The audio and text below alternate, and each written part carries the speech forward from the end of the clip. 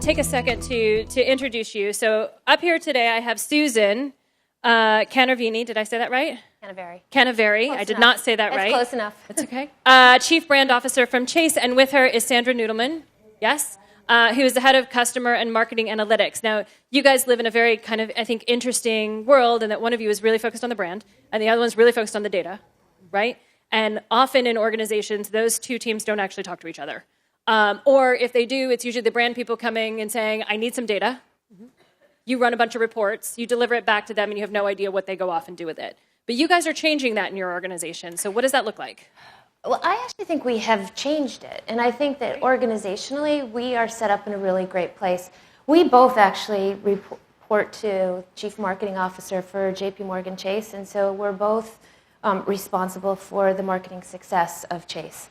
And as such, you know, we know what the priorities are from our Gordon Smith, our CEO, and those trickle down to what are our marketing priorities. And Sandra and I share those marketing priorities. So when we look at what we need to do for the year, we have collective goals. And I know what I need to do from a brand perspective, and I know I need help because my strategies are only going to be successful if I have a partner who's helping me really figure out how to execute those programs that we know we need to put in market.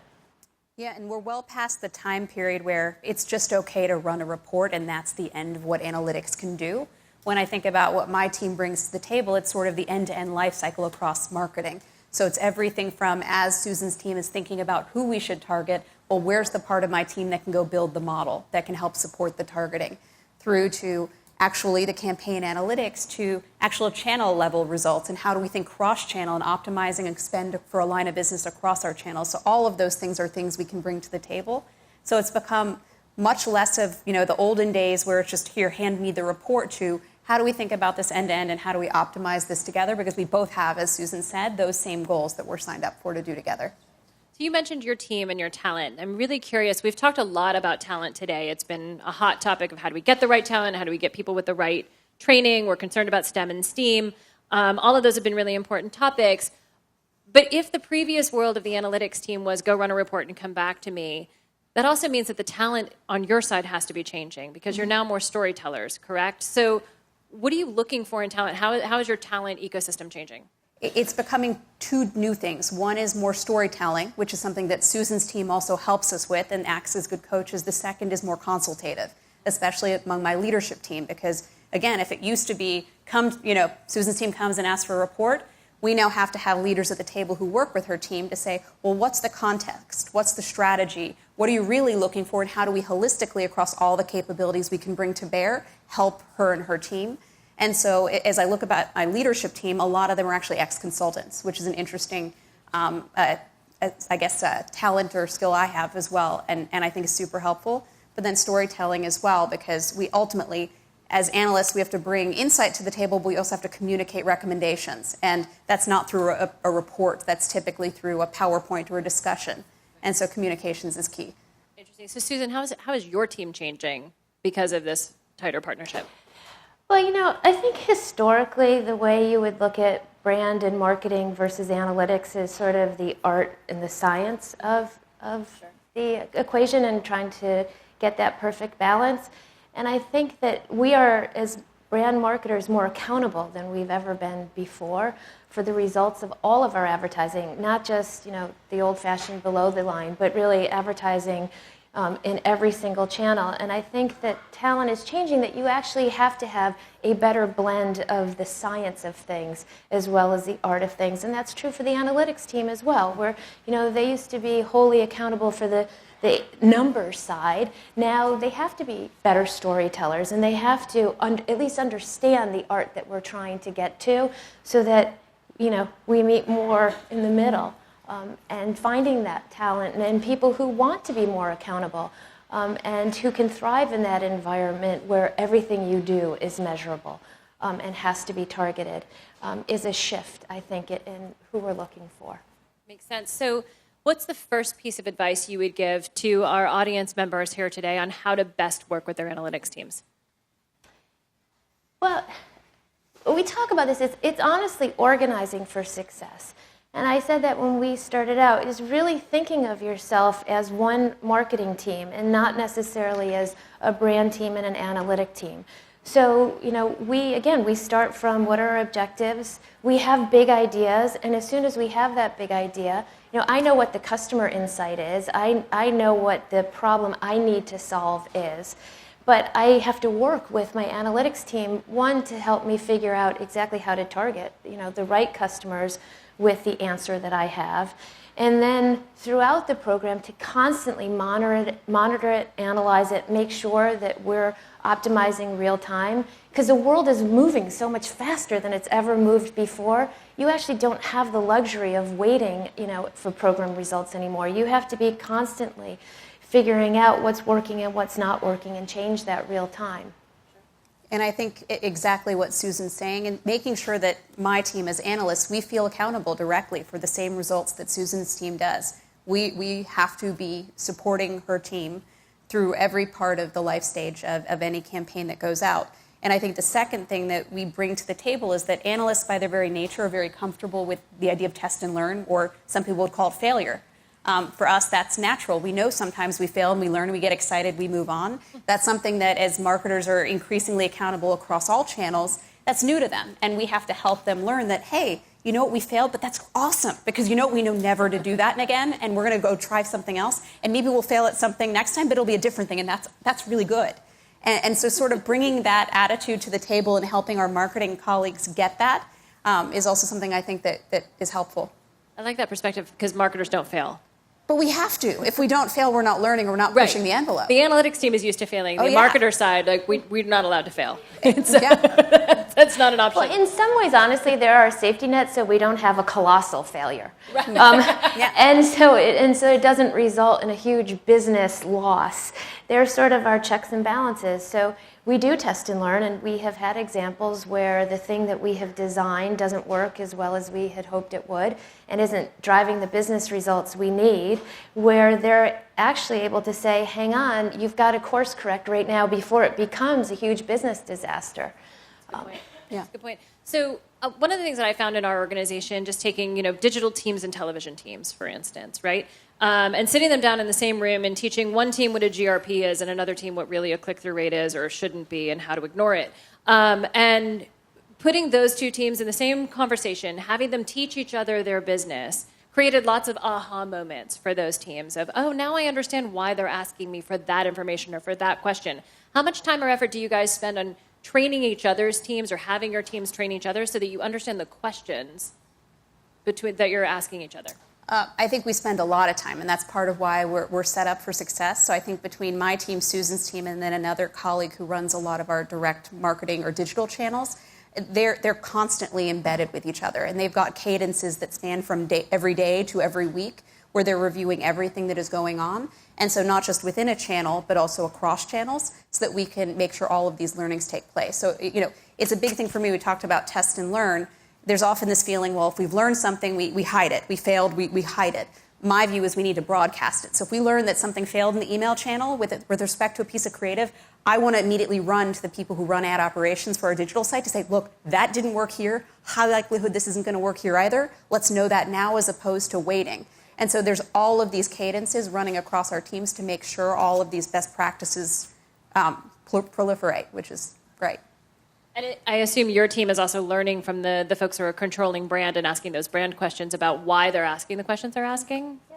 Constantly. I mean, we have to understand the context of our business partners in marketing and what they're doing and why, and learn from them. Because a piece of it is that a lot of folks on my team, not all, but especially the newer folks, they're fresh out of a PhD program in economics. They don't know anything. What is marketing? They have no idea. And even if they know what marketing is, maybe they did it somewhere else. They don't know how marketing works and how Susan's team runs her shop. And it's very important how we get things done, how we execute to understand those things. And so that's why the way my team is organized, we have dedicated folks that are embedded essentially alongside Susan's team and our other colleagues to make sure that they understand the way our colleagues do business and how to get things done. Because otherwise you can't earn the right to have that test and learn mentality and make sure that failure is something that people are okay with, and also to proliferate some of these best practices. I would also say, I'm not sure that it's so much anymore, the digital team teaching the old-fashioned, brand team anymore, because the world is changing so fast that we're all kind of learning together. And, I say we rely on our partners from Zenith are in the audience. They're learning with us. They're teaching us. We're teaching each other. But the pace of innovation is changing so quickly that we want to be disruptors. We want to try new things. Sandra's absolutely right. We do have a culture of test and learn. But in order to have that environment, you're all kind of thrown in the trenches together. We know the questions to ask. And we rely on our partners, both from Zenith and our internal partners, to help us figure out, the answers to these questions in an ever-changing world. Right. So what's been one of the harder things that you both have learned in working in this new model? You or me? I think from my perspective, some of it has been the talent question you mentioned, and making sure that as analysts, people are ready to step up to the table and actually be the peers and the counselors that Susan's team needs. Also, just the fast pace of change, as Susan's mentioning, channels are fragmenting so quickly. Figuring out how to be responsive by getting all of the data we need for all of those channels and getting the right methodologies and capabilities set up, both within channels and across channels, that's a lot to do at once. And so there's just this other mechanism of making sure we're up to speed as quickly as we can from our side on the new technology to be the best partners we can be. I just think, in this world, we're more accountable than ever before. And in some ways, that's great for the business. I think it's great for marketing because it makes us, our value to the organization more important than ever before. And on the other hand, there's a little bit of a downside to that accountability, which is, you don't have the freedom of creativity that, you sort of used to have, wish you had more of. So I think accountability is, it's really important, and, we're all more accountable than ever before. And again, like I said, it's great for business results. And then in terms of talent, it just makes your job a little bit harder. So you have to find people who are signing up for that. So were you working in this new model already in 2008 when the recession hit us? Was this already in place and functioning this way? No. No? And actually, in fairness, neither of us actually were at the bank in 2008. And so a lot of the organizational changes that have happened at Chase and our marketing team have happened since we've been there in the last 18 months, where, we all are reporting into the same marketing organization, where we have the same marketing goals. So I would say it's been probably 18 months to 24 months that organizational structure has happened. I would say, though, in terms of the recession and how it's impacted the bank, no one's happy about the recession. No one was happy about what happened in 2008. But I think overall we looked at it as sort of in an opportunistic way. So pre-2008, and even before that, banks relied on acquisition to grow, truly. It was sort of an inorganic way of growing. So that doesn't exist anymore. We can't actually grow by acquiring new banks. So that, combined with the economic environment where we're not making the margins we used to make, combined with the regulatory environment where we can't make the fees that we used to make, have really forced us to be more focused on our customers and more focused on customer service and understanding what our customers need from us. And I think that, that combined with a greater focus on, cost reduction has made us really think about how we're going to innovate and how we're going to focus on, what's going to differentiate us, has made us a stronger bank, but I think a stronger marketing organization. Very interesting. So tell me how this structure plays out in social media. How is what your team's working together and so tightly interwound changing or adapting your world of social communication? Yeah, so when we think about social media as a channel, it's really interesting because it's something that I think it's still nascent in terms of delivering the bottom line results that we want from it, but I think we all agree, and Susan would agree, that it's something that is a key channel for us going forward. definitely right now in terms of building awareness and engagement, but eventually for those bottom line results, the key is how do we prove that? A lot of the metrics that are talked about right now from a social media perspective truly are just vanity metrics, and it's unclear how we can directly attribute that back to value. So some of the things that we're doing is looking at how social media plays into propping up the health of our brand assets. So we think about our brand not just as a little brand health score that comes out every quarter through a survey, but as an asset that we can model and understand the underlying drivers of. So what we're looking to do now is figure out how much of that is being driven through social media directly, because that's something we can then tie back to real value to make sure that folks attach the importance for investment into the social channel that we think should be there. I mean, I don't want to belabor the point because I think Sandra answered the question perfectly. So first of all, I would say for any regulated environment, it's hard to get into social media. We all know that, as marketers, that it's critical that you communicate to your customers in the channels that they are in, which social media is an obvious. But from a brand perspective, it's hard to prove the absolute ROI of those channels at this point. So that's a good case example of where I come to Sandra with the problem, right? Which is I know intuitively that social media is critical to our overall brand platform. Help me prove the value of it out, and Sandra's been a great partner at that. Tell me a little bit about physical retail locations for you as well, and how you're using the data that's coming from those organizations, and how much data are you getting there, and how is it tying into the entire ecosystem? So we get tons of data from our physical locations, and we think about our marketing and our sales holistically. So we've got a data platform where all of our data, both from physical channels, from online channels, from social media, are all integrated in one place. And we do a lot of different types of analysis across. So something I think you may have heard about earlier today, customer journey analytics, we do that today. And a lot of our focus for that work right now is actually more on understanding physical retail customer experience and also migration of customer interactions to lower cost channels as opposed to marketing. But we also think about it, we do things like media mix modeling, we do things like attribution, where we also think about those physical locations in a marketing context as well. So you mentioned customer journey, and I think that's an important one for physical retail locations, because I do think it's the challenge sometimes.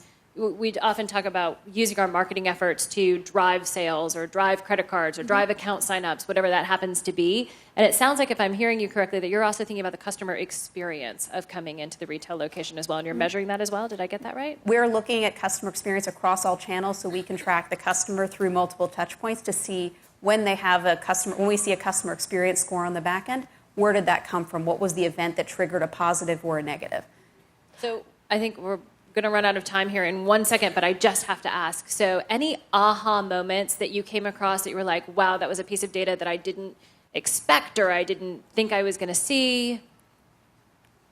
I always expect the unexpected. I never know what I'm going to get. An insight that you weren't expecting to see along the way? I don't know if it's that you're not. The hypotheses always come true? No, the hypotheses don't always come true. I mean, I don't know if it's unexpected. I mean, you find things that you wish weren't true. And can you share one of those? I mean, listen. There's designs, there's messages that we love that we think, we have these customer insights about how customers are, optimistic, how they have swagger, how they are making really good financial decisions, and they need a business partner who is, just giving them the information, the strategy, and the tools to make those decisions. So, we hope that the messages that we're giving them satisfy that. And when the results are not what you hoped they would be, or the design is not how you thought it would, deliver, you have to course correct. And so there's disappointments, and there are learnings. We try to turn it around and make all of our work better. I'm not sure there's any shocks. It's banking after all. At the end of the day. There you go.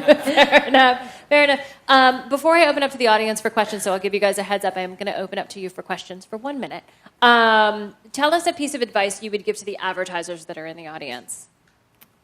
I would say to look at, as Susan mentioned, look at your operating model with your analytics team. They are a fantastic asset if you use them right. So if you've got one of those old school operating models where you're just going to them and telling them what to do, figure out how to get them to a point where they can be your partner and advising you on all of the different things you could be doing, because you've probably heard a lot today about opportunities, new shiny objects, capabilities you can go build, or issues with data and the quality and things like that. Not all of those are the problems that you have, and they can be a good partner in helping you prioritize, because you can't do all 50 of those things at once, nor are all 50 important. So having them help you say, here's the 2 things that will drive impact for you is critical.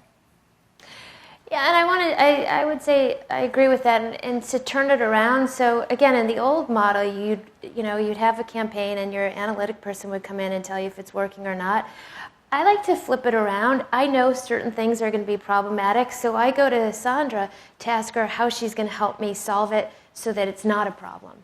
And so if you could flip it around and use your partnership to prove out what you need to prove out, rather than to wait until they could tell you if you're right or wrong is, one of our key learnings. Great. So we have time for maybe 1 or 2 questions. One up here. Hi. I'm going to give you a microphone. Hold on. That way everybody can hear you. Go for it. Thanks so much. David Kaplan with Geo Marketing. To touch on the physical digital blend alongside with the analytics creative blend, I was wondering about the idea of omnichannel in terms of the customer experience. I know it's a big thing for retail, and banking is obviously so entwined with mobile, where you're checking your account. How does that change the way the physical store is also maybe structured and kind of meets that customer experience? If you could. Absolutely. I mean, I think the thing is also customer expectations, right? But our physical locations are changing dramatically, and we have a shift to digital adoption, basically. So what you will hear from customers is that they would prefer to bank with digital channels 99% of the time when they want to, and they want it to work seamlessly.